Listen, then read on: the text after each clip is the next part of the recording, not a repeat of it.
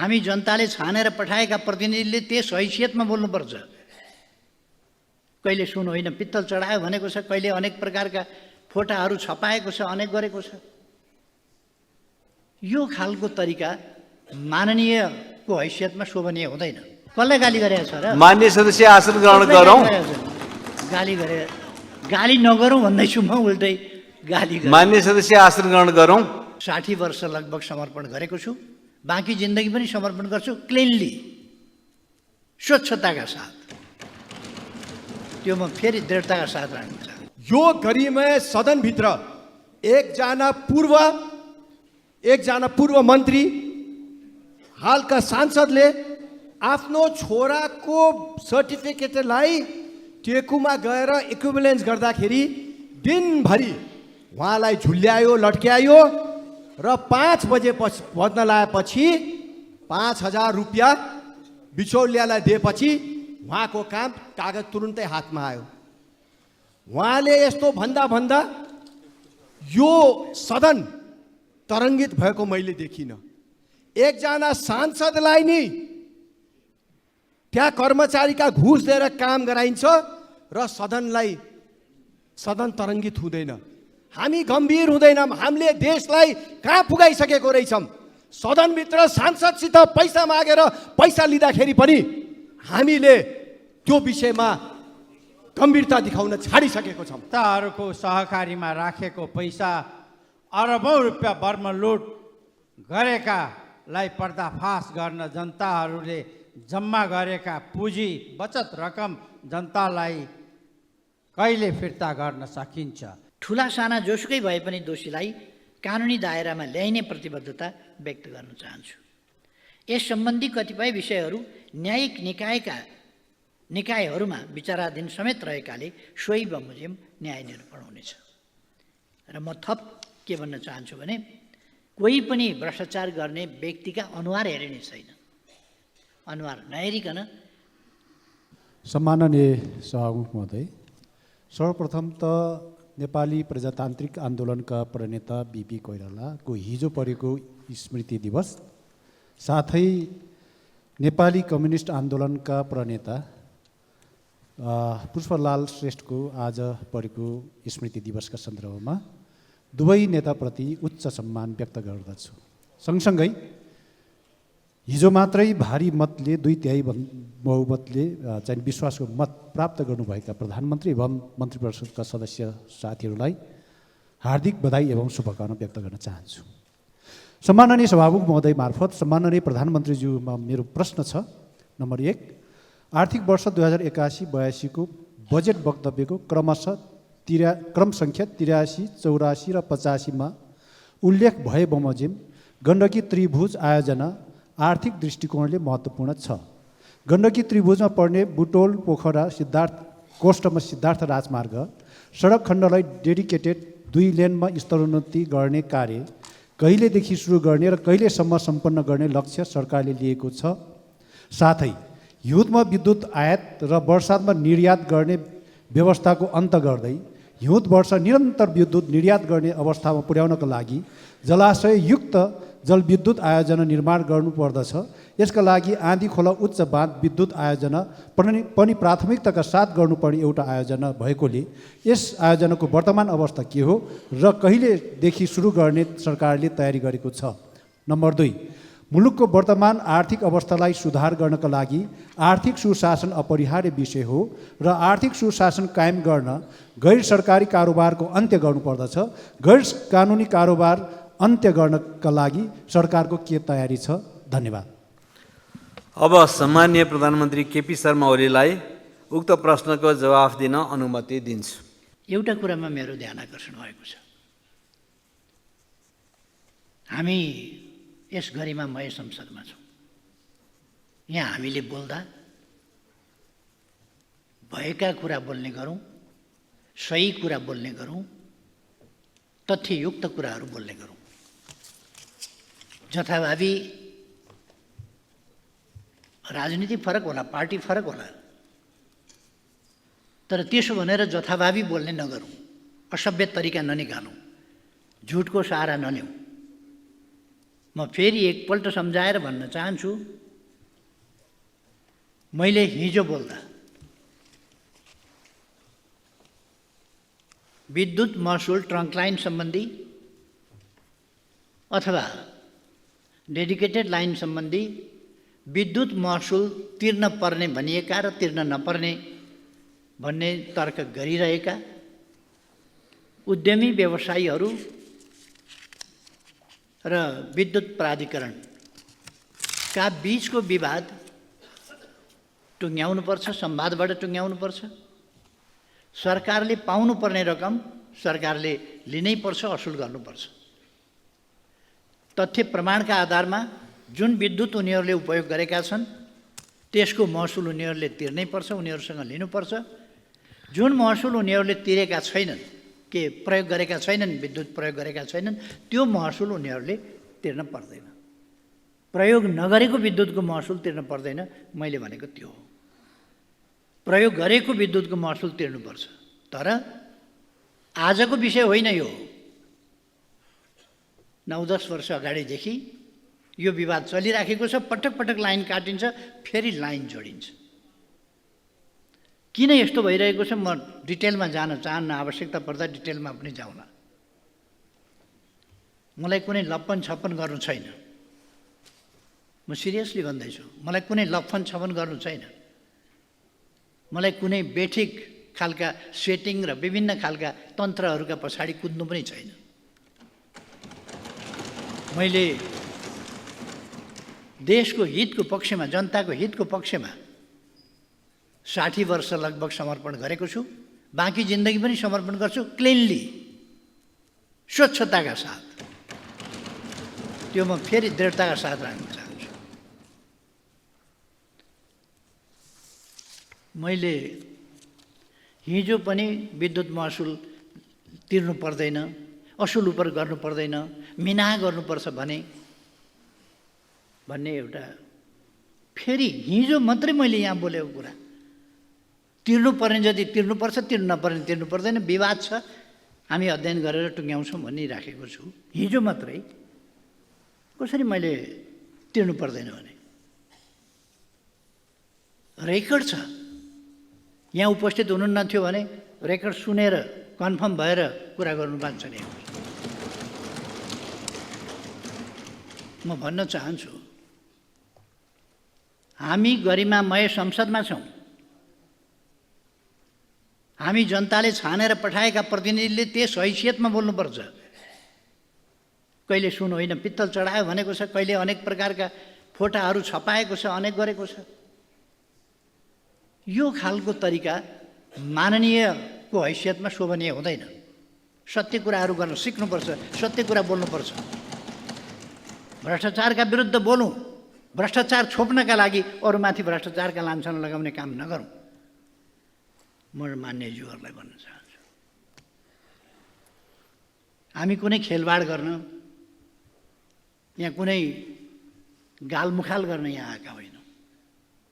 देश र जनताप्रति साँच्चैको जिम्मेवारी बोध गरेर हामी आएका हौँ र अवस्थामा परिवर्तन ल्याउँछौँ। सङ्कल्पका साथ यहाँ आएका हौँ, गर्नका लागि यहाँ आएका हौँ। प्रधानमन्त्री बनेको कसैलाई चित्त नबुझ्या हुनसक्छ, ठिक छ नि, नबन्न सक्छ। कसैलाई मर्का पनि पर्या हुनसक्छ। यो त दलीय व्यवस्था हो। त्यो कुरा राजनीतिक हिसाबले, प्रश्नहरू राजनीतिक हिसाबले नै अगाडि बढाउँ। मैले हिजो पनि भने, कुनै आवेश उत्तेजनामा हामी छैनौँ, कुनै आग्रह पूर्वाग्रहमा हामी छैनौँ, कुनै प्रतिशोधको राजनीति हामी उचितै ठान्दैनौँ, गर्दैनौँ। तर झुटा लान्छनाहरू लगातार लगाउने कुरा प्रति जवाफदेही हुनुपर्छ भन्ने कुरा चाहिँ म राख्न चाहन्छु। सभामुख महोदय, मेरो निवेदन कि यो गरिमामय सदन जस्तै होस्। हामीले सदनको मर्यादा गरिमा, यहाँ भएका छलफल, यहाँ उठाएका विषय, यहाँ उठेका प्रश्न यति हल्का फुल्का झुटा पूर्वाग्रहीपूर्ण हुनु हुँदैन कि सुन भनेर पित्तल चढायो भने जस्ता हावादारी कुरा यस गरिमामय संसदमा नबोलियोस्, क्या नगरियोस्। यति हल्का फुल्का बनाउनु हुँदैन हामीले यस गरिमामय संसदलाई। मैले यति मात्रै भन्न खोजेँ। माननीय सभामुख महोदय, सम्माननीय प्रधानमन्त्रीजी एकछिन रोक्नुहोस्। मान्य सदस्य के भनाइ छ? सम्माननीय सभामुख महोदय, सम्माननीय प्रधानमन्त्रीजी कुन चाहिँ उसमा सन्दर्भमा अहिले बोल्दै हुनुहुन्छ, यो चाहिँ सायद कहीँ न कहीँ सभामुखज्यूले चाहिँ रुलिङ गर्नुपर्छ होला। प्रश्न उत्तरमा हुनुहुन्छ, सामान्य कुरा हुन्छ। धन्यवाद छ। मान्य सदस्य आसन ग्रहण गरौँ। सबैका मान्यजीको आसन ग्रहण गरौँ। ध्यान आकर्षण भएको छ, मैले त्यतै लान कोसिस गरिरहेको छु। मान्य सदस्य आसन ग्रहण गरौँ। प्रश्नोत्तर नै गरिराखेको छु म। कसलाई गाली गरेको छ र? मान्य सदस्य आसन ग्रहण गरौँ। गाली गरे, गाली नगरौँ भन्दैछु म, उल्टै गाली गरे। मान्य सदस्य आसन ग्रहण गरौँ। प्रधानमन्त्रीजीलाई विषय केन्द्रित भएर अगाडि बढ्नको लागि म निर्देश गर्दछु। सभामुख महोदय, म बिल्कुल विषय केन्द्रित छु, बिल्कुल विषय केन्द्रित छु। संसदमा उठेका प्रश्नहरूको लिखितको जवाब दिनुपर्ने, त्योभन्दा अगाडि अलिखित नै बिचमा बाटैमा आइपुग्यो। त्यसकारण यसो नगरौँ भन्ने मात्रै मेरो आग्रह हो। यसो नगरौँ। मैले कुनै गाली गलौज कसैलाई गरेको छैन, मैले खालि सचेत गराएको। आवेश उत्तेजनामा आउनुपर्ने कुनै आवश्यकता छैन। धन्यवाद। सभामुख महोदय, बजेट वक्तव्यमा उल्लेख भएको भरतपुर, बुटवल, पोखरा, मुगलिन, भरतपुरलाई तीनवटा कोणमा राखेर गण्डकी आर्थिक त्रिभुजको परियोजना निजी क्षेत्रसँग सहकार्यमा एकीकृत विकासको अवधारणा अनुरूप नमुना विकास अभियान सञ्चालन गर्ने गरी भनेर ल्याइएको कार्यक्रम हो। यस कार्यक्रमबाट यातायात पूर्वाधारको विकास मात्र नभएर औद्योगिक विकासका साथै ऊर्जा क्षेत्र, कृषि तथा पर्यटन क्षेत्रको विकास एवं रोजगारीका अवसरहरू सिर्जना हुने विश्वास गरिएको छ। प्रस्तुत गण्डकी त्रिभुज आयोजना अन्तर्गत पर्ने बुटौल, पोखरा, सिद्धार्थ राजमार्ग सडक खण्डलाई 2 लेनमा स्तरोन्नति गर्न चालु आर्थिक वर्षमा बजेट विनियोजन गरिएको छ भने सिद्धबाबा सुरुङ मार्गको कार्य अन्तिम चरणमा पुगेको छ। चालु आर्थिक वर्षको पहिलो त्रैमासिकबाटै काम गर्ने गरी बजेट कार्यान्वयन कार्ययोजना तयार भइसकेको छ। यस सन्दर्भमा साउन महिनाबाटै काम अगाडि बढाउने गरी सम्बन्धित निकायलाई निर्देशन समेत भइसकेको छ। प्रस्तुत सडकलाई सुरक्षित, छिटो गतिमा आधुनिक एवं आर्थिक करिडोरको रूपमा विकास गर्न निजी पुँजी समेत परिचालन गर्ने गरी नवीनतम विधिमा विकास सहायता समेत परिचालन गर्ने गरी प्रक्रिया अगाडि बढाइएको समेत जानकारी गराउन चाहन्छु। यसमा यद्यपि यो त्रिभुज गण्डकी आर्थिक त्रिभुज परियोजना भन्ने जुन छ, यो कति पर्याप्त अध्ययन, कति विश्लेषण, सम्भाव्यताको अध्ययन, कति विषयहरू नबाच्ने गरी ल्याइएको छ, त्यो अलिकति हेर्नु त पर्ने छँदैछ। त्यो हेरिनेछ। फेरि पनि यो विकास निर्माणसँग आएको कुरा हुनाले यसमा रहेका कमीहरूलाई करेक्सन गरेर सच्याएर र यसलाई प्रभावकारी ढङ्गले कार्यान्वयनमा अगाडि बढाइनेछ। म त्यो मान्यज्यूलाई आश्वस्त पार्न चाहन्छु। मान्यज्यूले उठाउनु भएको दोस्रो विषय आँधी खोला उच्च बाँध विद्युत आयोजनाको सम्बन्धमा स्पष्ट गर्न चाहन्छु। स्याङ्जा जिल्लाको कालीगण्डकी गाउँपालिका मोतीचौरको आँधी खोलामा प्रस्तावित बाँधस्थल र गल्याङ नगरपालिकाको वडा नम्बर 3 मा विद्युत गृह रहेको आँधी खोला जलाशययुक्त जलविद्युत आयोजनाबाट 180 मेगावाट विद्युत उत्पादन गर्ने लक्ष्य रहेको छ। हालसम्म यस आयोजनाको पूर्व सम्भाव्यता अध्ययन गर्ने कार्य सम्पन्न भई वातावरणीय अध्ययन कार्य स्वीकृत भइसकेको छ। हालसम्मको अध्ययनबाट आयोजना निर्माण गर्न प्राविधिक रूपमा उपयुक्त देखिएको छ। यस आयोजनाको निर्माण गर्न गल्याङ नगरपालिकामा 712 घरहरू विस्थापित गर्नुपर्ने चुनौती भने रहेको छ। यस आयोजना निर्माणका लागि मोडालिटी टुङ्ग्याई लगानी जुटाउने, updated feasibility and detail design report तयार गर्ने, बोलपत्र आह्वान गरी निर्माण गर्ने लगायतका कार्य स्वीकृत कार्ययोजना अनुसार अगाडि बढाउने विश्वास दिलाउन चाहन्छु। मान्यज्यूले उठाउनु भएको अर्को विषय आर्थिक सुशासन कायम गर्ने सम्बन्धमा प्रश्न गर्न चाहन्छु। वित्तीय अपराधको प्रभावकारी नियन्त्रणका लागि जोखिममा आधारित मूल्याङ्कन प्रणाली अवलम्बन गर्ने, अधिक जोखिम रहेका क्यासिनो, बहुमूल्य धातु, सहकारी, घर जग्गा, विप्रेषण र बैङ्किङ क्षेत्रको सघन सुपरिवेक्षण गर्ने व्यवस्था मिलाइनेछ भने भ्रष्टाचारमा शून्य सहनशीलताको नीति अनुरूप भ्रष्टाचारको दृष्टिले उच्च जोखिमका क्षेत्र पहिचान गरी नियन्त्रणका लागि एकीकृत रूपमा प्रवर्धनात्मक, निरोधात्मक तथा उपचारात्मक उपाय अवलम्बन गरिनेछ। भ्रष्टाचार न्यूनीकरण र सदाचार पद्धतिको प्रवर्धन गर्दै राज्यका समग्र क्षेत्रमा सुशासन कायम गर्नका लागि प्रविधि मैत्री सेवा प्रवाहमा जोड दिइनेछ। सरकारका सबै अङ्गहरूमा आन्तरिक नियन्त्रण प्रणाली सुदृढ बनाउने तथा सार्वजनिक खरिद कानुनको समसामयिक संशोधन र परिपालनालाई सशक्त र प्रभावकारी बनाइनेछ। राजस्व चुहावट नियन्त्रण गरी गैरकानुनी आर्थिक कारोबार हुन नदिन सम्बन्धित निकायलाई क्रियाशील बनाई समन्वयात्मक रूपमा परिचालन गर्नुको साथै चोरी निकासी एवं पैठारी नियन्त्रणका लागि संयुक्त गस्ती परिचालन र छड्के जाँच तथा सुराकी परिचालनलाई प्रभावकारी बनाइनेछ। राजस्व परिचालनलाई प्रभावकारी बनाई आर्थिक सुशासन कायम गर्न केन्द्रीय बीजक अनुगमन प्रणाली, आशीकुडा प्रणाली, VCTS सूचना प्रणाली, भूमि व्यवस्थापन तथा अभिलेख सूचना प्रणाली बीच अन्तर आबद्धता कायम गरी एकीकृत करदाता सूचना प्रणालीको विकास गरिनेछ। यस्तै आयात हुने मालवस्तुको मूल्याङ्कनका लागि नियमित बजार सर्वेक्षण गरी सङ्कलन गरिएको सूचनाका आधारमा तथ्यपरक र वास्तविक भन्सार मूल्याङ्कन प्रणाली विकास गरिनेछ। स्रोत परिचालनको दबावलाई न्यूनीकरण गर्न राजस्व परिचालनका अन्य क्षेत्र परिचालन गरी राजस्वको दायरा विस्तारलाई थप प्रभावकारी बनाइनेछ। आन्तरिक ऋणलाई समेत पुँजीगत प्रकृतिका ठुला पूर्वाधार निर्माणमा केन्द्रित गर्दै जाने व्यवस्था मिलाइनेछ। आर्थिक क्रियाकलापमा आएको सुस्ततालाई सम्बोधन गर्नुपर्ने अवस्था रहेको छ।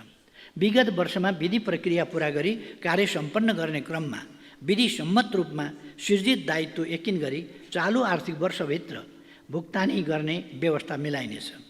चालु आर्थिक वर्षको मौद्रिक नीतिलाई थप लचिलो बनाई मुलुकको व्यावसायिक वातावरणमा थप सुधार गरिनेछ। मिटर ब्याज, सहकारी, लघुवित्तका क्षेत्र तथा क्रिप्टोकरेन्सीको प्रयोग तथा हुन्डी लगायतका माध्यमबाट ठगीका घटना बढ्दै गएकाले यस प्रकारका आर्थिक अपराधका घटनामा विद्यमान स्रोत साधन र उपलब्ध जनशक्तिबाट प्रभावकारी रूपमा अनुसन्धान गरी दोषीलाई कारबाहीको दायरामा ल्याइनेछ। धन्यवाद। अब अर्का प्रश्नकर्ता मान्य दीपक बहादुर सिंहलाई समय दिन्छु। सम्मान्य सभामुखज्यू, सम्मान्य प्रधानमन्त्रीज्यू,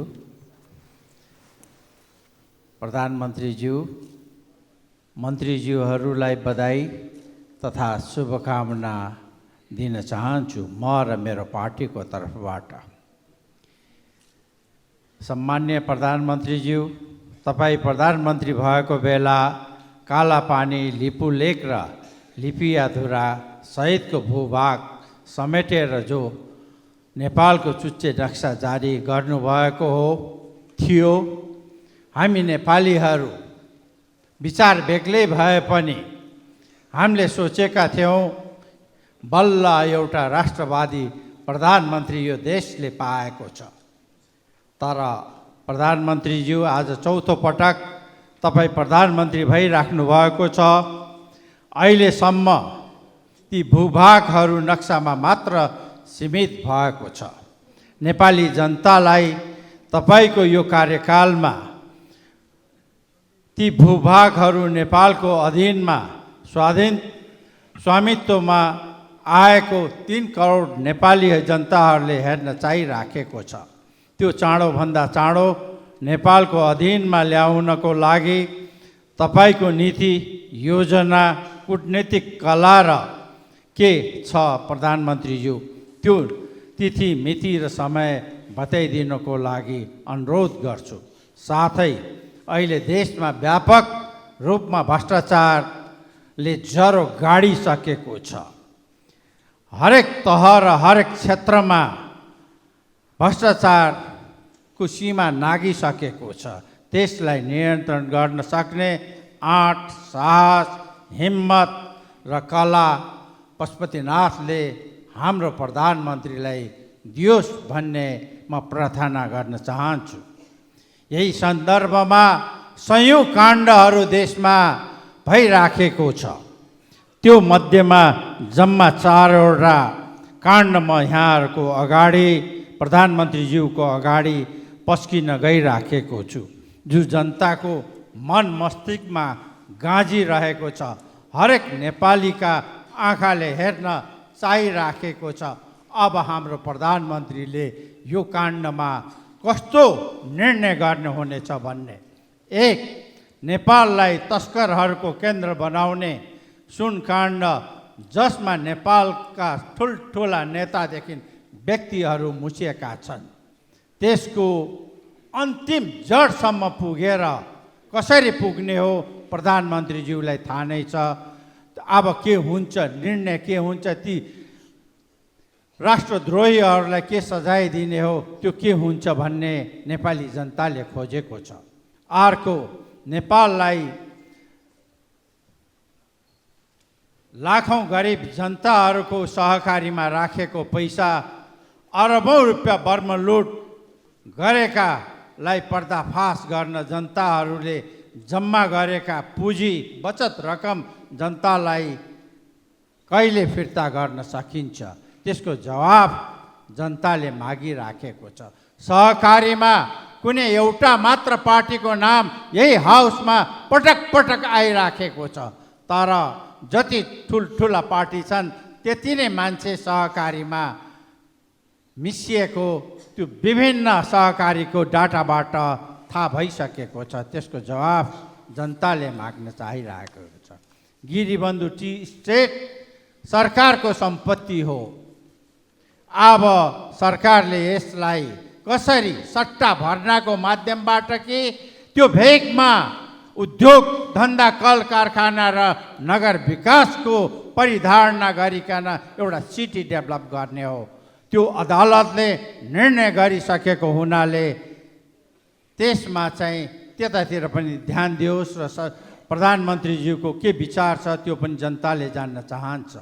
अर्को कुरो, हिजो भर्खर यही सदनमा उपसभामुखज्यूको बारेमा विभिन्न कुराहरू हाम्रै अगाडि गर्दाखेरि मैले यही टिभीमा देखेको थिएँ, आँखाभरि आँसु राखेर। एउटा सोसल फिल्डमा काम गरेको एउटा महिला जनजातिको लागि चाहिँ त्यस्तो गर्नु उचित थिएन सब प्रधानमन्त्रीज्यू। आज उहाँले त खाली माननीय सदस्य प्रश्न सकियो? अलिकति बाँकी छ सभामा। त्यो लेखेर दिएकै प्रश्न हो। यो भुटानी शरणार्थीमा त्योभन्दा पनि खतरनाक छ। यही जवाफ माग्नको लागि म प्रधानमन्त्रीज्यूलाई। माननीय सदस्य लिखित प्रश्न बाहिर नजाउँ। ल अब सम्माननीय प्रधानमन्त्रीज्यू जवाफ दिनुहोस्।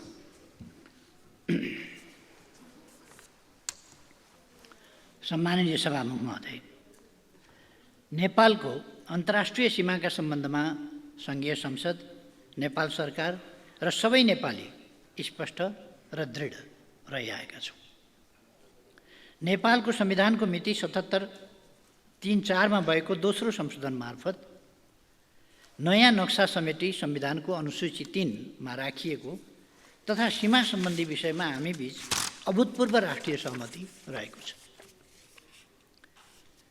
सुगौली सन्धि 1816 बमोजिम, लिम्पियादुरा, कालापानी र लिपुलेक लगायत काली अर्थात् महाकाली नदी पूर्वका सबै भूभाग नेपालको हो भन्ने कुरामा नेपाल सरकार दृढ र स्पष्ट रहेको छ। उच्चस्तरीय भ्रमणहरूका अवसरमा नेपाल र भारतका प्रधानमन्त्री बीच भएको भेटवार्तामा समेत सीमा सम्बन्धी विषयलाई स्थापित कूटनीतिक संयन्त्रहरू मार्फत समाधान गर्ने गरी अगाडि बढ्ने समझदारी भएको छ। गत 2080 साल पुस 19मा सम्पन्न परराष्ट्र मन्त्री स्तरीय नेपाल भारत संयुक्त आयोगको 7औं बैठकमा समेत सिमानाको विषयमा छलफल भएको र नेपाल भारत सीमाको बाँकी खण्डमा काम छिटोभन्दा छिटो सम्पन्न गर्ने प्रतिबद्धता व्यक्त भएको छ। नेपाल भारत सीमा कार्य समूह नेपाल इन्डिया बाउन्ड्री वर्किङ ग्रुपबाट नेपाल भारत सिमानामा सीमा स्तम्भहरूको निर्माण, पुनर्स्थापना र मर्मतका साथै 10 गजा एवं क्रस होल्डिङको लगत तयार गर्ने जस्ता प्राविधिक कार्य निरन्तर रूपमा हुँदै आएका छन्।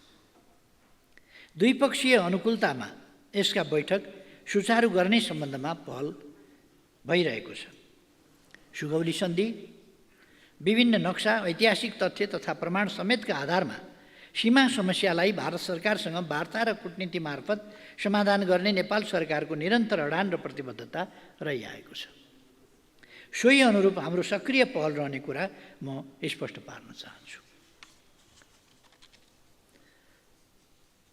यस सम्बन्धमा दार्चुला जिल्लाको छाङ्ग्रुमा सशस्त्र प्रहरी बल नेपालको गुल्मे स्थापना गरिएको छ भने दार्चुला जिल्लामा भारततर्फ 5 वटा र चीनतर्फ एउटा गरी 6 वटा बिओपीहरू समेत थप गरिएको छ। सुशासन, सेवा प्रवाह र विकास निर्माणको बाधकको रूपमा रहेको भ्रष्टाचार निवारण वर्तमान सरकारको प्रमुख प्राथमिकताको विषय हो। भ्रष्टाचार निवारणका लागि सरकारले सम्भाव्य सबै उपायहरूको अवलम्बन गर्नेछ। सुनकाण्ड, सहकारी ठगी, नक्कली भुटानी शरणार्थी लगायतका मान्यज्यूले उठाउनुभएका विषयहरूमा म के प्रश्न पार्न चाहन्छु भने आम जनताको चाहना बमोजिम राष्ट्रिय हितको रक्षा गर्न, भ्रष्टाचार नियन्त्रण गरी सुशासन कायम गर्न सरकार प्रतिबद्ध छ। ठुला साना जोसुकै भए पनि दोषीलाई कानुनी दायरामा ल्याइने प्रतिबद्धता व्यक्त गर्न चाहन्छु। यस सम्बन्धी कतिपय विषयहरू न्यायिक निकायहरूमा विचाराधीन समेत रहेकाले सोही बमोजिम न्याय निरूपण हुनेछ। र म थप के भन्न चाहन्छु भने कुनै पनि प्रकारको भ्रष्टाचार सम्बन्धमा मुलायजा गरिने छैन, कुनै पनि दल विशेष भनेर हेरिने छैन, छुट्याइने छैन, कोही पनि भ्रष्टाचार गर्ने व्यक्तिका अनुहार हेरिने छैन। अनुहार नहेरिकन व्यवहार हेरेर कारबाही गरिनेछ। यसमा म गरिमामय संसदका सबै मान्य सदस्यज्यूहरूलाई ढुक्क रहन आग्रह गर्न चाहन्छु। धन्यवाद। अब प्रश्नकर्ता माननीय सदस्य डाक्टर धवल शमशेर जङ्गबहादुर राणा। सम्मान्य सभामुखज्यू, सम्मान्य प्रधानमन्त्रीज्यू, तपाईँलाई र तपाईँको मन्त्री परिषदको सफलताको शुभकामना गर्दै मैले त भ्रष्टाचारकै विषयमै सवालहरू राखेको थिएँ, तपाईँबाट त्यसको जवाबहरू आइसकेको छ। तैपनि म केही लेखेकै कुरामा थप्न चाहन्छु। यो आजको दिनमा नेपालमा राजनीति र राजनीति गर्ने नेताहरूलाई कस्तो दृष्टिकोणले जनताले हेर्छ, यो दृष्टिकोणलाई सुधार गर्नको लागि हामीले 2046 सालबाट नेताहरूको सम्पत्ति छानबिन गरेर दोषीलाई कारबाही गर्न पर्ने आवश्यकता छ। प्रधानमन्त्रीज्यू, र प्रतिष्ठित ठाउँमा पद ओगटेका नेताहरूले अकुत सम्पत्ति कमाएको कहाँबाट आयो भन्ने कुरालाई छानबिन गर्नुभयो भने धेरै नेताहरू जेल जान्छन्। यो विषयमा प्रधानमन्त्रीज्यू गम्भीर हुनुहुन्छ भनेर मैले विश्वास लिएको छु। संविधानलाई नि के सकारात्मक रूपमा परिवर्तन गर्ने भनेर भन्नुभएको छ, त्यो पनि तपाईँले गर्नुहुन्छ भन्ने विश्वास लिएको छु। र भ्रष्टाचारकै विषयमा कुरा गर्दाखेरि हिजो मात्रै यो गरिमय सदनभित्र एकजना पूर्व मन्त्री, हालका सांसदले आफ्नो छोराको सर्टिफिकेटलाई टेकुमा गएर इक्विभलेन्स गर्दाखेरि दिनभरि उहाँलाई झुल्यायो, लट्क्यायो र 5 बजे बज्न लागेपछि 5,000 रुपियाँ बिचौलियालाई दिएपछि उहाँको काम कागज तुरुन्तै हातमा आयो। उहाँले यस्तो भन्दा यो सदन तरङ्गित भएको मैले देखिनँ। एकजना सांसदलाई नि त्यहाँ कर्मचारीका घुस दिएर काम गराइन्छ र सदन तरङ्गित हुँदैन। हामी गम्भीर हुँदैनौँ। हामीले देशलाई कहाँ पुगाइसकेको रहेछौँ। सदनभित्र सांसदसित पैसा मागेर पैसा लिँदाखेरि पनि हामीले त्यो विषयमा गम्भीरता देखाउन छाडिसकेको छौँ। मान्य सदस्य आफ्नो लिखित प्रश्न पढ्न सक्नुहुन्छ, त्योभन्दा धेरै व्याख्यामा नजाउँ। धन्यवाद। के हो लिखित प्रश्न, त्यसलाई सट्ट राखिदिनुहोस्। अन्तिममा हिजो राति पूर्व मन्त्री रामचन्द्र रायजीको फारममा उहाँको बर्बर रूपले हत्या भएको छ। प्रधानमन्त्रीज्यू, यो विषयमा दोषीलाई कारबाही हुन्छ भन्ने विश्वास लिएको छु। धन्यवाद। सम्माननीय प्रधानमन्त्रीज्यू। सभामुख महोदय,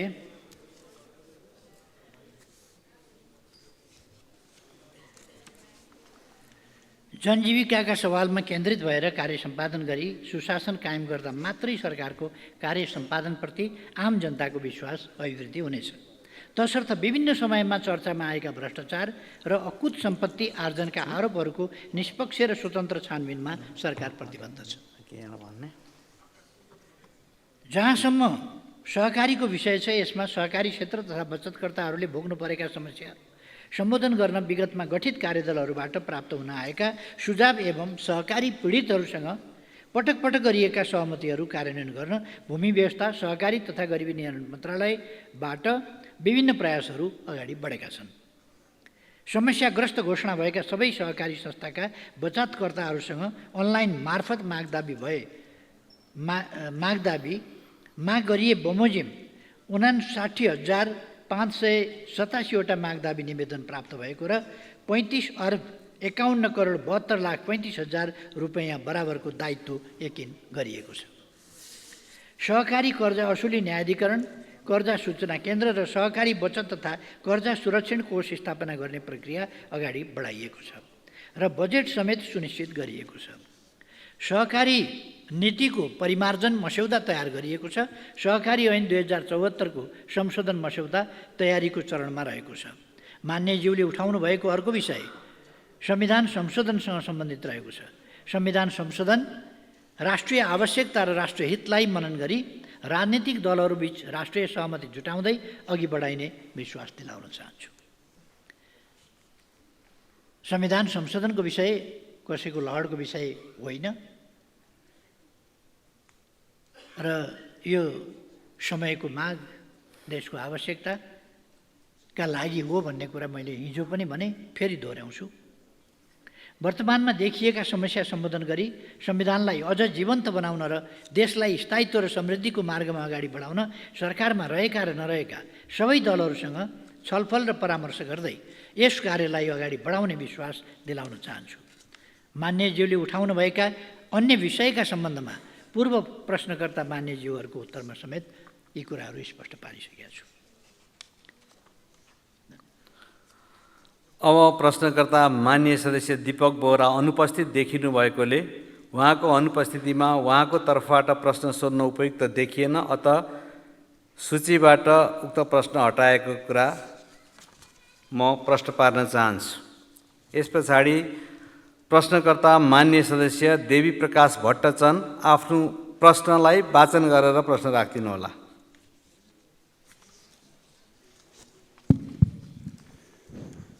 सम्माननीय सभामुख महोदय, सम्माननीय प्रधानमन्त्रीज्यू समक्ष जिज्ञासा र प्रश्न। बागलुङ जिल्लाको धोरपाटन नगरपालिकाको उत्तरगङ्गा जलाशययुक्त जलविद्युत आयोजना 828 मेगावाट र उक्त आयोजनाबाट जम्मा 1726 मेगावाट उत्पादन हुने साथै हिउँदे याममा 100% उत्पादन दिने योजना कहिले सुरु हुनेछ?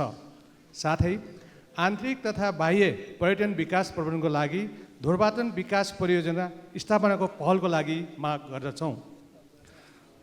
मुस्ताङ जिल्लाको लोमनथाङमा लम्बाइ 10 किलोमिटर, चौडाइ 4 किलोमिटर भएको उत्कृष्ट युरेनियमको भण्डार रहेको प्रारम्भिक अध्ययनले देखाएकोमा सोको उत्खनन प्रक्रिया कहिलेदेखि अगाडि बढ्छ? उक्त युरेनियम भण्डारबाट प्राप्त हुने आय स्रोतबाट स्थानीय सरकारलाई अत्याधिक रकम छुट्याई परम्परागत ढाँचाको बसोबास निर्माण गर्न स्थानीयवासीको माग रहेको अवगत गराउन चाहन्छु। यसै गरी नेपाली मालवाहक पानीजहाज अन्तर्राष्ट्रिय समुद्र मार्गमा सञ्चालन गर्नको लागि संसदमा पेश भएको विधेयक विगत 4 वर्ष यता अल्पत्र अवस्थामा रहेकोले सो विधेयक कहिलेदेखि छलफलमा लाई पास गर्ने सरकारको योजना छ? सम्मानीय प्रधानमन्त्रीज्यू जवाब दिन सक्नुहुन्छ। सम्मानीय सभामुख महोदय, उत्तर गङ्गा जलाशययुक्त जलविद्युत आयोजना पहिले नेपाल विद्युत प्राधिकरणको आयोजना विकास विभाग अन्तर्गत रही सोही विभागबाट सम्भाव्यता अध्ययन, वातावरणीय प्रभाव मूल्याङ्कनको काम भएको थियो।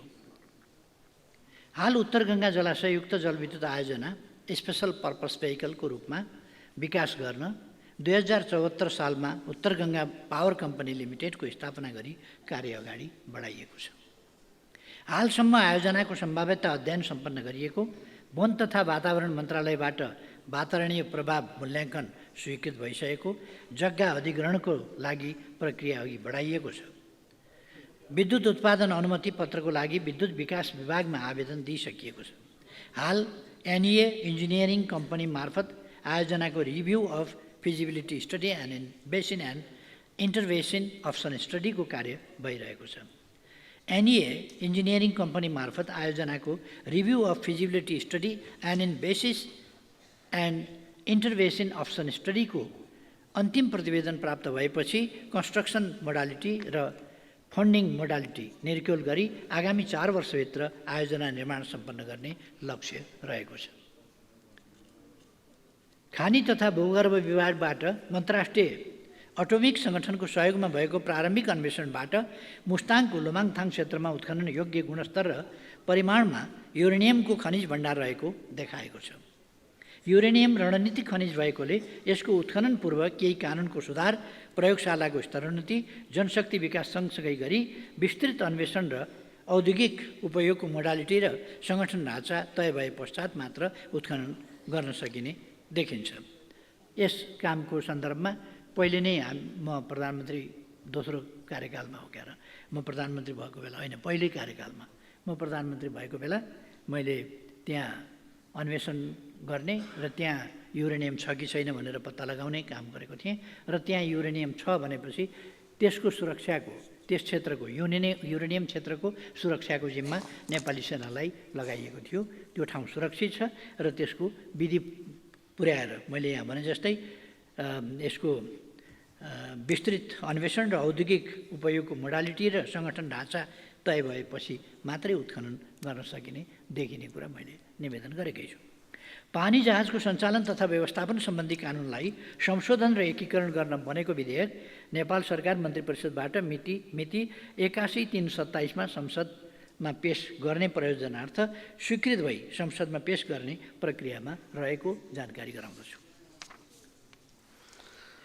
अब प्रश्नकर्ता माननीय सदस्य दिलेन्द्र प्रसाद बडुलाई आफ्नो प्रश्न राख्न अनुमति दिन्छु।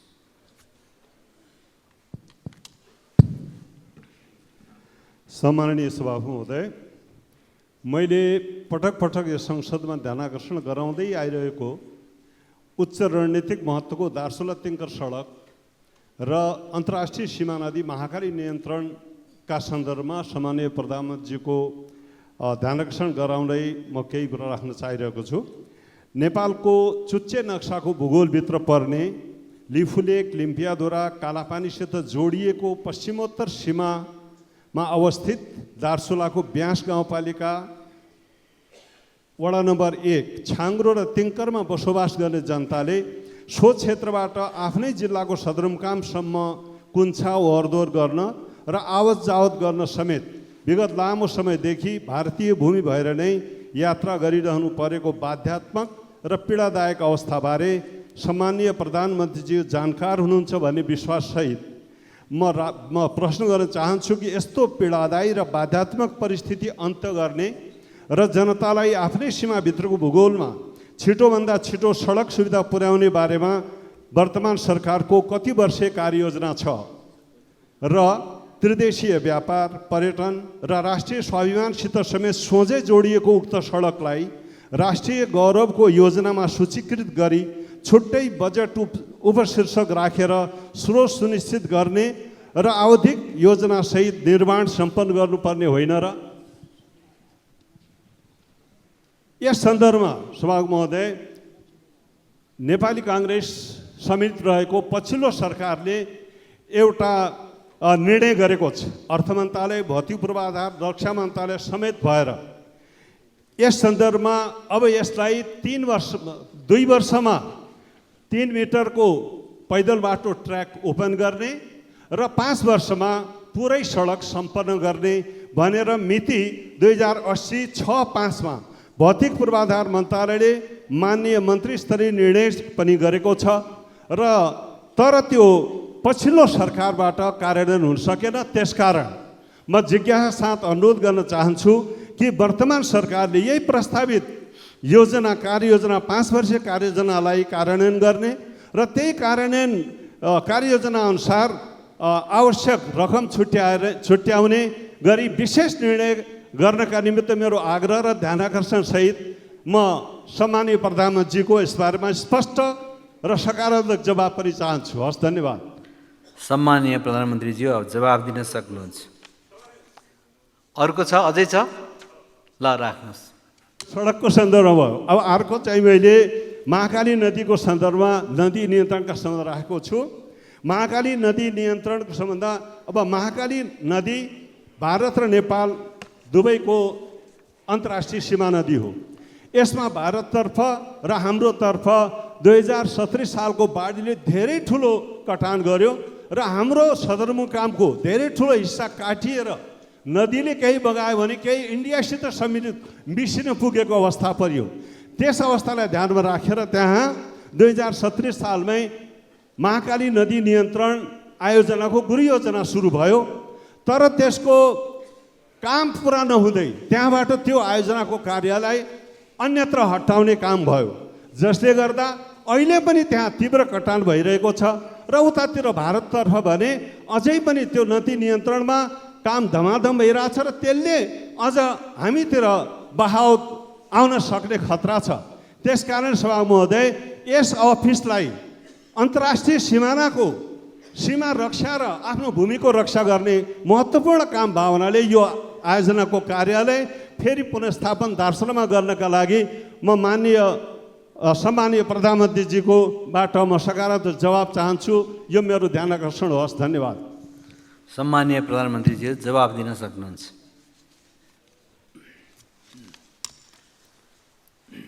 सम्माननीय सभामुख महोदय, मान्यज्यूले उठाउनु भएको प्रश्नको सम्बन्धमा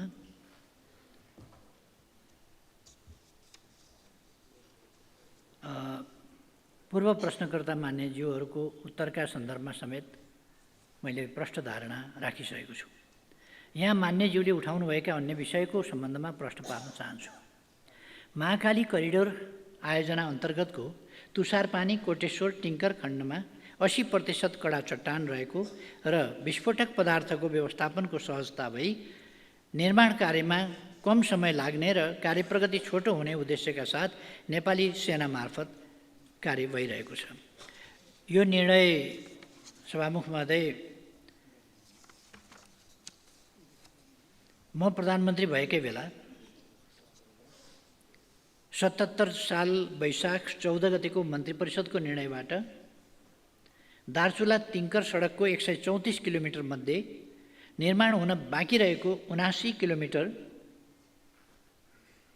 अन्तिम सडक खण्ड तुषारपानी कोठेदार तिङ्कर सडक निर्माणको जिम्मा नेपाली सेनालाई सुम्पिने निर्णय गर्दा साबिककै उक्त निर्णयमा नै साबिक जस्तै रातो किताबमा बजेट विनियोजन भइरहेको अवस्था समेत त्यसलाई अन्त्य गरेर, किनभने त्यो चट्टानी भूभाग भएको हुनाले अरूले गर्न गाह्रो हुने भएको हुनाले नेपाली सेनालाई सुम्पिएको थियो।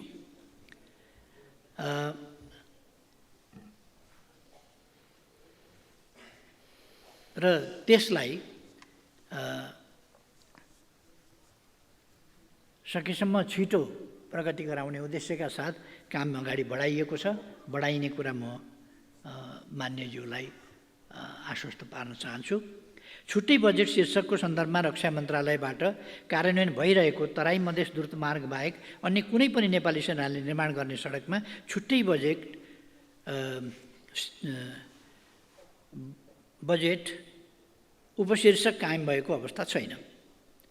तथापि यथेष्ट बजेट विनियोजनका सन्दर्भमा भने बजेट अभावका कारण कार्य प्रगतिमा कुनै कमी हुन नदिने नेपाली सेनाबाट माग भए बमोजिम नै विगतमा पनि बजेट व्यवस्थापन भएको र भविष्यमा समेत बजेट कमी हुन नदिने विश्वास म व्यक्त गर्न चाहन्छु। सङ्घको कार्यक्षेत्र रहेका सुदूरपश्चिम प्रदेशको पहाडी क्षेत्रमा सिँचाइ र नदी नियन्त्रणका कार्यहरू प्रभावकारी रूपले सम्पादन गर्न दार्चुलाबाट बैतडीको पाटनमा कार्यालय स्थानान्तरण गरिएको थियो। तटबन्ध निर्माण कार्यान्वयन एवं आवश्यक अनुगमनका लागि सम्पर्क कार्यालय र केही प्राविधिकहरू दार्चुलामा पनि राखिएको छ। साथै बैतडी स्थित कार्यालयले पनि यस सम्बन्धी कार्य गर्ने जानकारी गराउन चाहन्छु। यति नै ठिक छ। अब प्रश्नकर्ता माननीय सदस्य दुर्गा राईलाई प्रश्न राख्न अनुमति दिन्छु।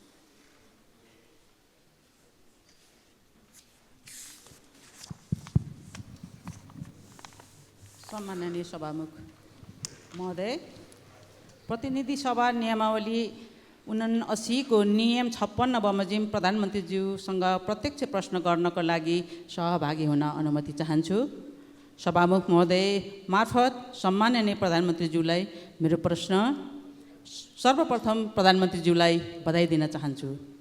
गत असार 17 गते मध्यराति के पर्यो त्यस्तो आपद 12 घण्टा उज्यालो पर्खिन नसकिने गरी संसदको पहिलो र दोस्रो सङ्ख्याका ठुलो दलहरूले 7 बुँदे सम्झौता गर्नुको कारण के हो र यसलाई आम नेपाली नागरिकले थाहा पाउँदा विद्रोह गर्ने बुदाहरू समावेश छन् र अर्को कुरा संविधान संशोधन गर्ने भन्दै आम उत्पीडितहरूको प्राप्त अधिकार खोज्न लागि त होइन भन्ने आम उत्पीडित समुदायहरूको चासो छ। साथै प्रधानमन्त्रीज्यू, कानुन न्याय तथा मानव अधिकार समितिमा रहेको सङ्क्रमणकालीन न्याय सम्बन्धी विधेयक कहिले टुङ्गाउने हो? सरकार र प्रधानमन्त्रीज्यूको के भनाइ छ?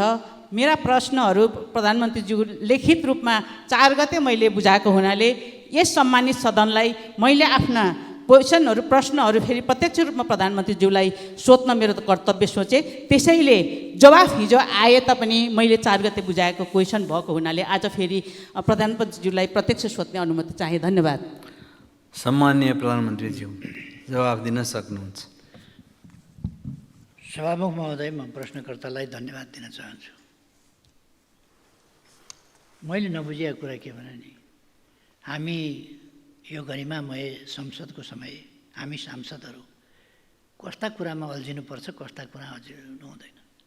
पार्टीहरूका बिचका सहमति एएमभित्र हुनुपर्छ कि पिएमभित्र हुनुपर्छ, कति बजेर कति मिनट जाँदा हुनुपर्छ, यस्तो कुनै कहीँ कतै छ र? यस्तो हुन्छ कहीँ कतै? यो एएमभित्र सक्नुपर्छ या पिएम लागेपछि गर्न हुँदैन, या पिएमभित्र सक्नुपर्छ, वा यति बजेर यति मिनट गएपछि अफिस अफ हुन्छ। पोलिटिकल पार्टीहरूको अफिस अफ हुँदैन, पोलिटिकल एक्टिभिटीको अफिस अफ हुँदैन, घडीको अफिस पनि अफ हुँदैन, समयको गति पनि अफ हुँदैन। त्यसकारण यो समय गतिशील समय छ। त्यति बेला थकाइ लागेकाहरू सुत्छन्, दिउँसो पनि सुत्छन् नि, थकाइ नलागेकाहरू बस्छन्, काम पनि गर्छन्, लेखकहरू बस्छन्, चिन्तकहरू बस्छन्, अरू पनि बस्छन्, विचार विमर्श गर्नेहरू पनि बस्छन्। त्यसकारण यस्तो सानोतिनो कुराहरूमा टाउको दुखाएर समय खेर फाल्नु म कुनै आवश्यकता देख्दिनँ।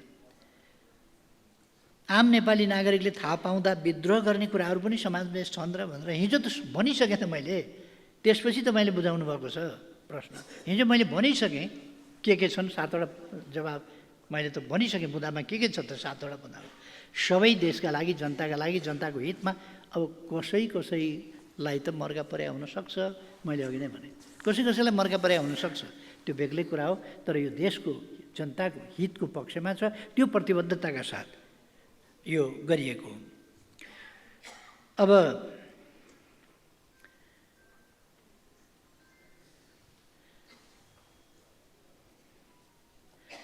संसदीय समितिमा रहेका विधेयकहरूलाई टुङ्गोमा पुर्याउने सन्दर्भमा मान्यज्यूहरूले समेत सक्रिय र क्रियाशील भई सहयोग गर्नुहुनेछ। सरकारको यस सम्बन्धमा पूर्ण सहयोग र पूर्ण ध्यान रहनेछ। म यति मान्यजीलाई आश्वस्त पार्न चाहन्छु। अब प्रश्नकर्ता मान्य सदस्य दीपक गिरी प्रश्न राख्नुहोस्।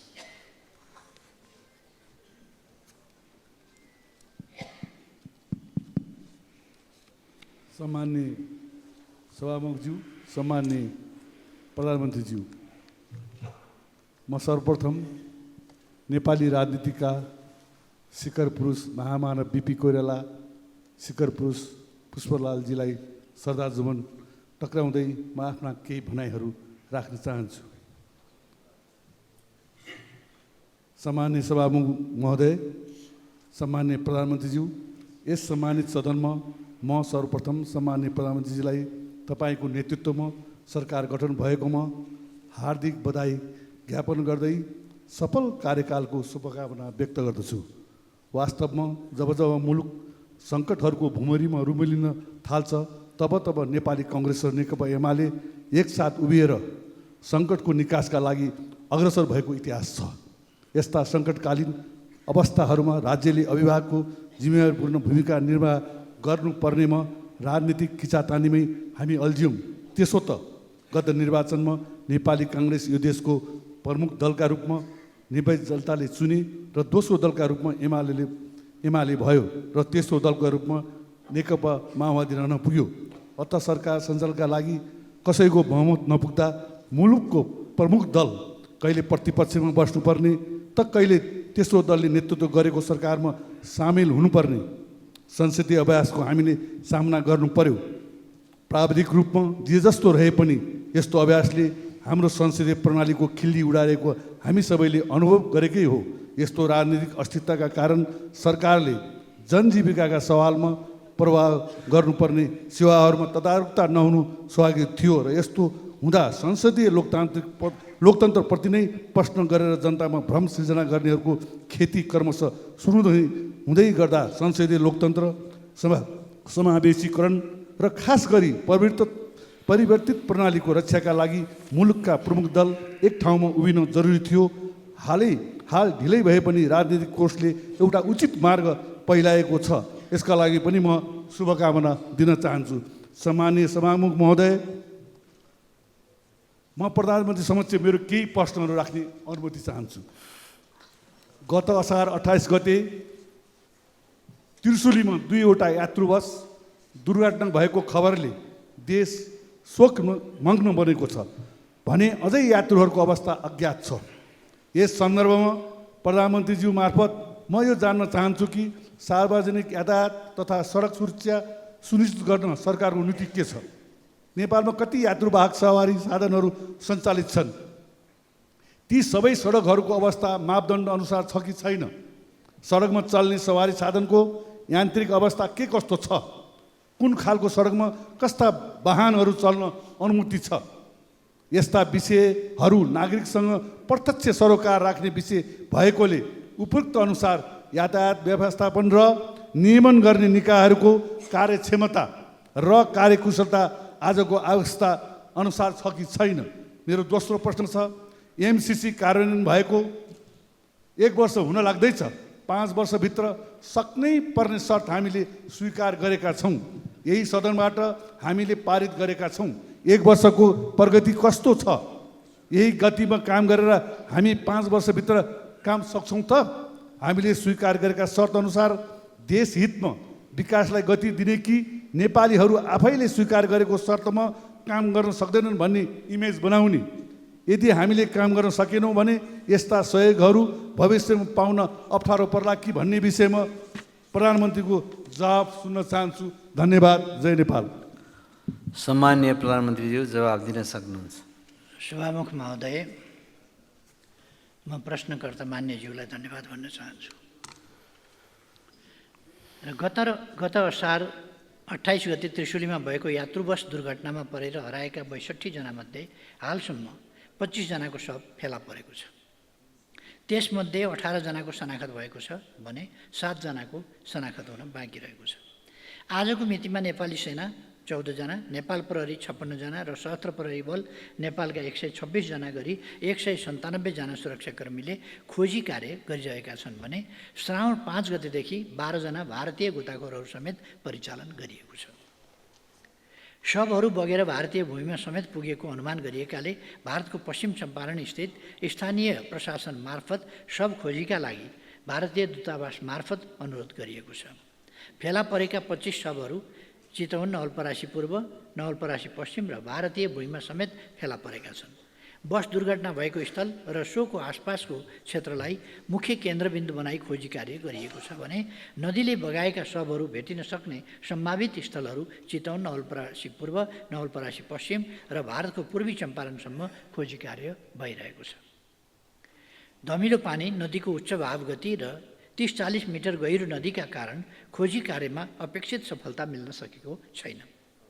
तथापि उपलब्ध प्राविधिक उपकरण, जनशक्तिको सम्पूर्ण सामर्थ्य प्रयोग गरी सुरक्षा निकाय परिचालन र स्थानीय प्रशासनले स्थानीय नागरिकहरू समेतको सहयोगमा खोजी कार्यमा निरन्तरता दिइएको छ। सार्वजनिक यातायात तथा सडक सुरक्षा सुनिश्चित गर्न सरकारले सडक सुरक्षा विधेयकको तयारी गरी अन्तिम रूप दिने चरणमा रहेको छ भने राष्ट्रिय यातायात नीति हालै मन्त्री परिषदमा स्वीकृतिका लागि पेश भएको छ। सडक सुरक्षाको संवेदनशीलता र यसमा सम्बन्धित क्षेत्रका सरकारवालाहरूको आबद्धता जरुरी भएकाले राष्ट्रिय सडक सुरक्षा परिषदलाई कानुन बमोजिम सडक सुरक्षाका विभिन्न अवयवहरूलाई व्यवस्थित तवरले कार्यान्वयन गर्ने गरी नीतिगत तथा कानुनी व्यवस्था गरिनेछ। एमसिसी सम्झौता अनुरूप ट्रान्समिसन लाइन, सब स्टेसन तथा सडक स्तरोन्नतिका आयोजना तोकिएको समय 5 वर्षभित्रै सम्पन्न गर्ने गरी कार्ययोजना स्वीकृत भई सोही अनुसार कार्य अगाडि बढेको जानकारी गराउन चाहन्छु। आयोजनाको सब स्टेसन निर्माणका लागि ठेक्का सम्झौता समेत भइसकेको छ। ट्रान्समिसन लाइनको सम्बन्धमा एउटा खण्डको ठेक्का सम्झौता हुने चरणमा पुगेको छ भने बाँकी काम तीव्र रूपमा अगाडि बढेको छ।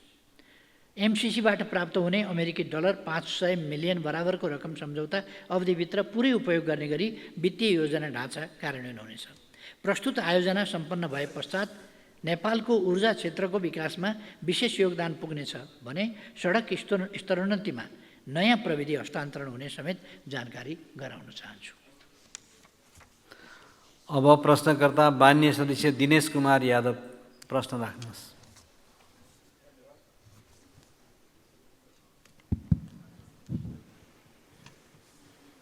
सम्मान्य सभामुख महोदय, सम्मान्य प्रधानमन्त्रीज्यू,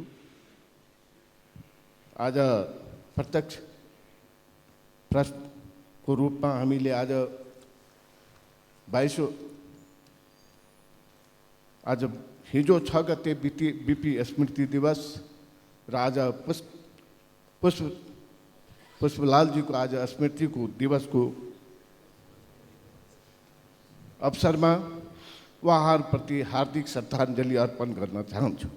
सम्झन चाहन्छु पञ्चायतकाल, राणा शासनकाल र आज ती नेताका आदर्शहरूलाई सम्झेर त्यही बाटोतिर हामी लागु भने सम्झना गर्दै हार्दिक श्रद्धाञ्जली दिन चाहन्छु। साथसाथै नव परिवेश, नव स्थितिमा आज जुन गठबन्धन बनेको छ, प्रतिपक्ष पहिलो पार्टी र दोस्रो पार्टीको बिचमा केपी ओलीजीको नेतृत्वमा उहाँको कार्यकाल र पुरै मन्त्री परिषदलाई हार्दिक बधाई र शुभकामना दिन चाहन्छु। सँगै एउटा इतिहास बनाउन पनि माँ भगवतीसँग कामना गर्न चाहन्छु कि यो देशले फेरि संसदीय व्यवस्थाको विकल्प खोज्न नपरोस्। त्यसकारण हामी सम्पूर्ण संसदले आज 70 वर्षदेखि गरेको सङ्घर्षलाई अगाडि लाउँदै आम जनताको विश्वासलाई जित्ने काम यो क्याबिनेटले गर्नेछ भन्ने विश्वास राख्दै आज मेरो 3 प्रश्न छ। एउटा प्रश्न हो, कोशी सम्झौता अनुसार कोशी बाहिरैदेखि नेपालको सिमाना भारतको सिमाना लोकिस बजारसम्म 32 किलोमिटर पश्चिमी केनाल नहर पर्दछ, जो बारम्बार चर्चामा पनि आउने गरेको छ। त्यो नहरमा भारतको सिमानामा दुवैतर्फ त्यो ड्याममा पक्की सडक बनेको छ। नेपालको दक्षिणी भेगमा पर्ने यो नहर जो 32 किलोमिटर पर्छ, त्यस भेगको जनतालाई यति असहनीय भएको छ कि गर्मीमा धुलायाम हुन्छ, वर्षामा हिलो हुन्छ।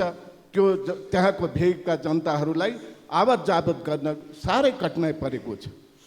यस कुरामा हामीले सम्बन्धित राजदूत जाँदाखेरि हामीले ध्यान आकर्षण सर्वदलीय गराएका पनि हो, तर पहल हुन सकिरहेको छैन। त्यसकारण मेरो सम्माननीय प्रधानमन्त्रीसँग आग्रह छ कि यसमा यो कोशी सम्झौता अनुसार नै पहल गर्नको लागि, कूटनीतिक पहल भारतसँग गर्नको लागि मेरो हार्दिक अनुरोध छ। दोस्रो, 70 जिल्लालाई हामी पहिला सगरमाथा अञ्चल भन्ने गर्थ्यौँ, जसको सदरमुकाम राजविराज थियो।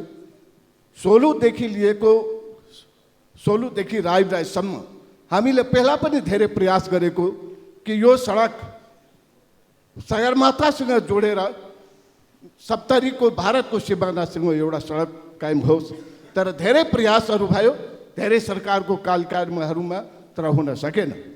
तर अहिले हुलाकी सडक अन्तर्गत यो सडकलाई विगत वर्षमा गाईघाटदेखि लिएर भारतको बनिनिया सीमासम्म लगभग 30 किलोमिटर पर्छ, जसको हुलाकी सडकले अर्थ मन्त्रालयमा स्वीकृतिको लागि फाइल पेश गर्दा त्यो हुन सकेन।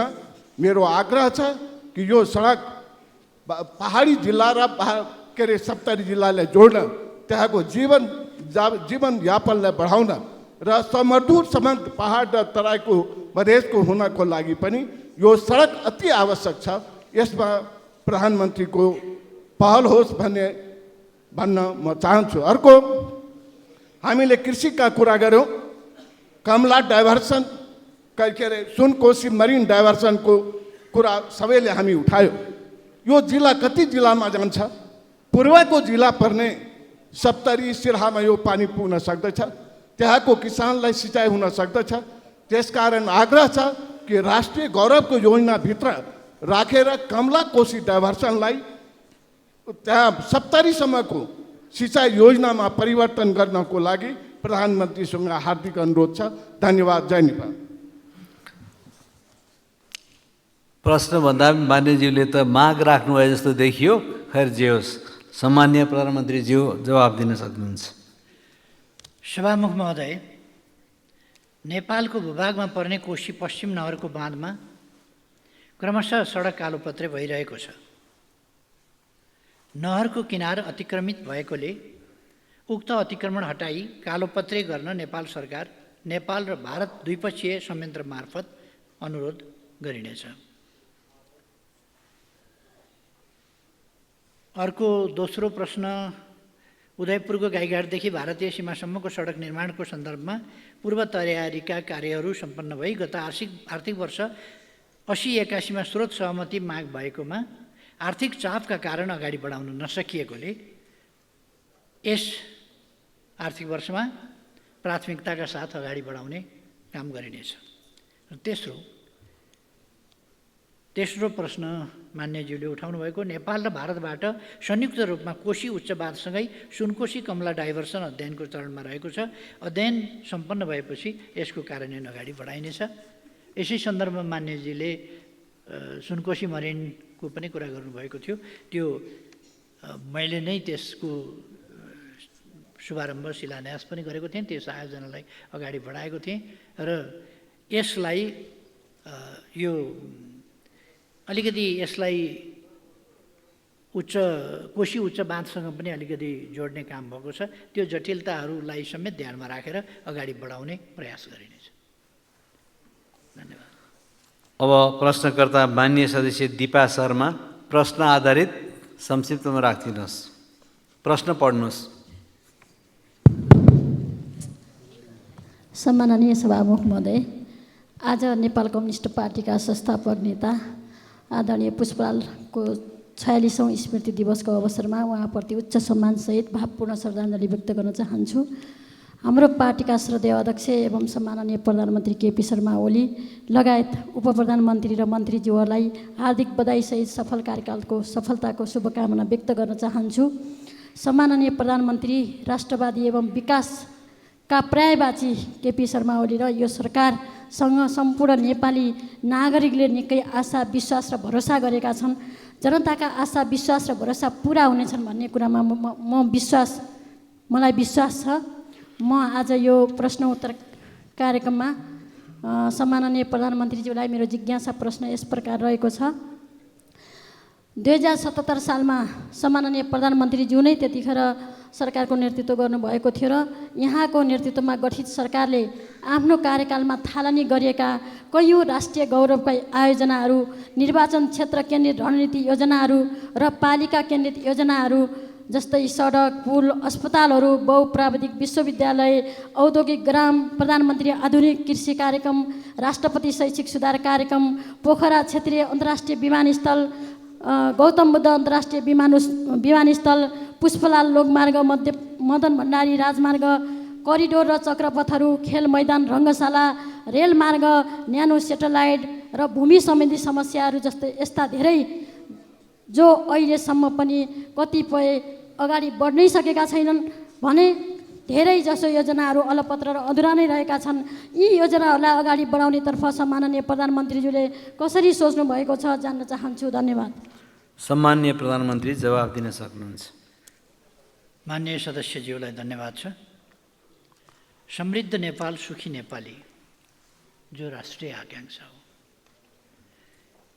त्यो पुरा गर्न जसलाई हामीले गन्तव्य बनाएका छौँ त्यसलाई प्राप्त गर्न नै मैले 77 सालमा मेरो नेतृत्वमा गठित सरकारले कैयौँ राष्ट्रिय गौरवका आयोजनाहरू, यो 77 मा मात्रै होइन कि अगाडिदेखि नै यो 74बाटै हामीले सुरु गरेका थियौँ र 75, 76, 77, 78 सम्म हामीले विभिन्न आयोजनाहरू अगाडि बढाएका छौँ र कैयौँ राष्ट्रिय गौरवका आयोजनाहरू, निर्वाचन क्षेत्र केन्द्रित रणनीतिक योजनाहरू र पालिका केन्द्रित योजनाहरू सुरुवात गरेका थियौँ।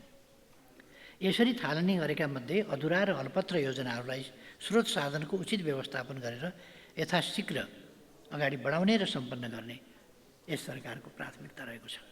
मैले हिजो पनि भनेको थिएँ, थालेका कामहरू सिद्ध्याउने हाम्रो प्राथमिकता हुनेछ।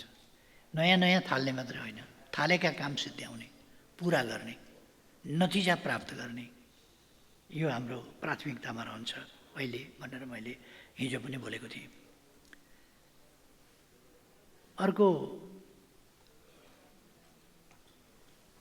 कतिपय मान्यजीहरूले हिजोको बहसमा पनि मैले सुने, पूर्वाधार विकासका कुराहरूलाई खेर गएको जस्तो ठान्ने, यो सम्पत्ति खेर गएको जस्तो ठान्ने। पूर्वाधार विकासका पूर्वाधार भनेको विकासका पूर्वाधार हो नि त। पूर्वाधार नै नभइकन, पूर्वाधार भनेको जग जस्तो हो, पूर्वाधार नै नभइकन विकास कसरी हुन्छ त? विकासको पूर्वाधार। त्यसकारण पूर्वाधार भनेको विकासभन्दा अगाडि आउने चिज हो। त्यसले विकास अगाडि बढाउँछ, विकास अगाडि बढाउन मद्दत गर्छ। त्यसकारण त्यसलाई पूर्वाधार भनिन्छ। त्यो कुरा अलिकति नबुझ्न खोजेको जस्तो, अस्पताल भवन किन बनायो, विद्यालय भवन किन बनायो, कतिपय राष्ट्रिय गौरवका कुराहरू हुन्छन्, किन बनाइए, त्यसले कति लिटर दुध दियो, कति बोरा धान फल्यो, कति घोगा मकै फले जस्तो हिसाब हुँदैन त्यसको। हाम्रा कतिपय गौरवका कुरा हुन्छन्, हाम्रा कतिपय इतिहासका कुरा हुन्छन्, कतिपय ऐतिहासिक धरोहरहरू हुन्छन्, हाम्रो संस्कृति हुन्छ। त्यसकारण यसलाई ठ्याक्कै तत्कालको आयव्ययमा मात्रै जोडिँदैन। त्यसको विकासको समग्र विकासको अभियानसँग, गतिसँग र विकासका आधारसँग र उपलब्धिहरूसँग त्यसको सरोकार हुन्छ। सीमित स्रोत र साधनको सदुपयोग गर्दै राष्ट्रिय गौरव रूपान्तरणकारी प्राथमिकता प्राप्त र राष्ट्रिय महत्त्वका अन्य आयोजनाहरूका बजेट अभाव नहुने व्यवस्था पनि मिलाइनेछ। हाल कार्यान्वयनमा गएका आयोजना अन्तर्गतका ठेक्काहरूको कार्य सम्पन्न गर्न आवश्यक बजेट व्यवस्था गरिनेछ। साथै ठेक्का व्यवस्थापनलाई चुस्त बनाइने र जिम्मेवार पक्षलाई जवाबदेही बनाइनेछ। आज 10 जना मान्यहरूले लिखित प्रश्न पठाउनु भएको भए पनि 1 जना प्रश्नकर्ता अनुपस्थित रहनुभयो। 9 जना मान्यज्यूहरूले प्रश्न गर्नुभयो। मैले सबै मान्यज्यूहरूका सबै प्रश्नहरूको जवाफ उपयुक्त ढङ्गले दिएको छु भन्ने ठानेको छु र म सबै प्रश्नकर्ता मान्यज्यूहरूलाई र सबै प्रश्नोत्तर कार्यक्रममा सहभागी सबै मान्यज्यूहरूलाई पनि धन्यवाद भन्न चाहन्छु। सभामुख महोदयले समय दिनुभएकोमा धेरै धेरै धन्यवाद। सम्माननीय प्रधानमन्त्रीलाई आफ्नो आसन ग्रहण गर्न अनुरोध गर्दछु।